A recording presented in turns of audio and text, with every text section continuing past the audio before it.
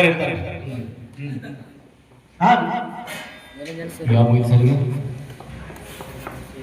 C ತಂಡಕ್ಕೆ ನೀವು ಕೇಳ್ತೀರಿ ಎಮ್ಮೆಲೆ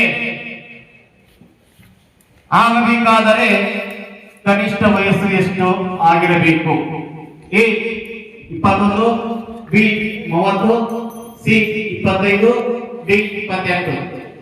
ಇದು ಸಿ ತಂಡಕ್ಕೆ. ಎ 21 ವರ್ಷ, ಬಿ 30 ವರ್ಷ, ಸಿ 25 ವರ್ಷ, ಡಿ 28 ವರ್ಷ. ಕನಿಷ್ಠ ಡಿ 28 ವರ್ಷ. ಪಾಸ್. ಎಷ್ಟು? ಪಾಸ್ ಸರಿಯಾಗಿ ಕಂಡುಬಿಟ್ಟಿರಲಿಲ್ಲ ನೋಡಿ. ಎಮ್ಎಲ್ಎ ಆಗಬೇಕಾದ್ರೆ ಕನಿಷ್ಠ ವಯಸ್ಸು ಎಷ್ಟು ಆಗಿರಬೇಕು? ಎ 21 ವರ್ಷ, ಬಿ 30 ವರ್ಷ, ಸಿ 25 ವರ್ಷ, ಡಿ 28 ವರ್ಷ.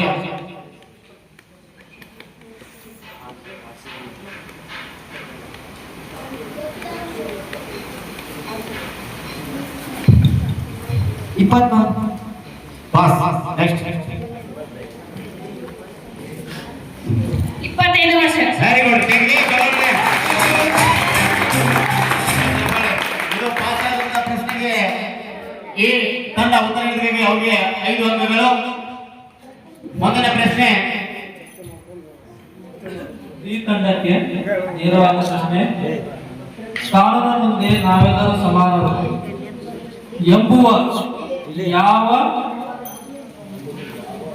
ಮುಂದಿನ ಪರೀಕ್ಷೆಗಳಿಗೆ ಉದ್ಯೋಗ ಸರ್ಕಾರಿ ಉದ್ಯೋಗ ಪಡೆಯಬೇಕಂದ್ರೆ ಸ್ಪರ್ಧಾತ್ಮಕ ಪ್ರಶ್ನೆಗಳನ್ನ ಹೇಗೆ ಉತ್ತರ ಬರೆಯಬೇಕು, ಪರೀಕ್ಷೆಗಳನ್ನು ಬರೆಯುವಾಗ ಯಾವ ರೀತಿ ಅಭ್ಯಾಸ ಮಾಡಬೇಕು ಅಂತ ಹೇಳಿ ಇದೇ ಶಾಲಾ ಹಂತದಿಂದ ನಾವು ರೂಢಿಯನ್ನ ಮಾಡ್ಕೋತಾ ಮುಂದೆ ಸಾಗಿದರೆ ನಾವು ಜೀವನದಲ್ಲಿ ಯಶಸ್ಸನ್ನ ಕಾಣಬೇಕು.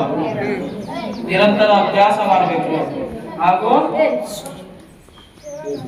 ದೇಶ ವಿದೇಶದ ಎಲ್ಲಾ ರೀತಿಯ ಬೆಳವಣಿಗೆಗಳ ಬಗ್ಗೆ ತಿಳುವಳಿಕೆ ಹೊಂದಿರಬೇಕು. ಗಣಿತ, ಭೂಗೋಳ ಹಾಗೂ ಸಮಾಜ ವಿಜ್ಞಾನ, ವಿಜ್ಞಾನ ವಿಷಯಗಳು, ಪರಿಸರ ಅವುಗಳ ಬಗ್ಗೆ ನಾವೆಲ್ಲ ತಿಳ್ಕೊಂಡು ಏನ್ ಮಾಡಬೇಕು, ಶಾಲಾ ಹಂತದಿಂದ ನಾವು ಸರಿಯಾಗಿ ತಯಾರಿಯನ್ನು ಮಾಡ್ಕೊಂಡಿರೋ ಮುಂದೆ ನಮ್ಮ ಪದವಿ ಮುಗಿದ ಮೇಲೆ ಅಥವಾ ಸ್ನಾತಕೋತ್ತರ ಪದವಿ ಮುಗಿದ ಮೇಲೆ ಕೆಲವೊಂದು ಆಡಳಿತಾತ್ಮಕ ಪರೀಕ್ಷೆಗಳನ್ನ ಹೇಗೆ ಎದುರಿಸಬೇಕಂತ ಹೇಳಿ ಇದೇ ಹಂತದಲ್ಲಿ ನಾವೇನು ಮಾಡಬೇಕು, ರೂಢಿ ಮಾಡ್ಕೋಬೇಕು. ಆದ್ದರಿಂದ ನಮ್ಮ ನಿಲಯದಲ್ಲಿ ನಮ್ಮ ವಾರ್ಡ್ ಸಾಹೇಬರು ಒಂದು ಒಳ್ಳೆಯ ಕೆಲಸವನ್ನು ಮಾಡಿದ್ದಾರೆ. ಮಕ್ಕಳಲ್ಲಿ ಸ್ಪರ್ಧಾತ್ಮಕ ಭಾವನೆ ಬೆಳೆಯಬೇಕು. ಹಾಗಾಗಿ 4 ತಂಡಗಳನ್ನು ಮಾಡಿದ್ದಾರೆ. ನಾವು ನಮಗೂ ವಿಶೇಷ ಆಹ್ವಾನ ಕೊಟ್ಟು ಕಳಿಸಿದ್ದಾರೆ. ಸರಿಯಾಗಿ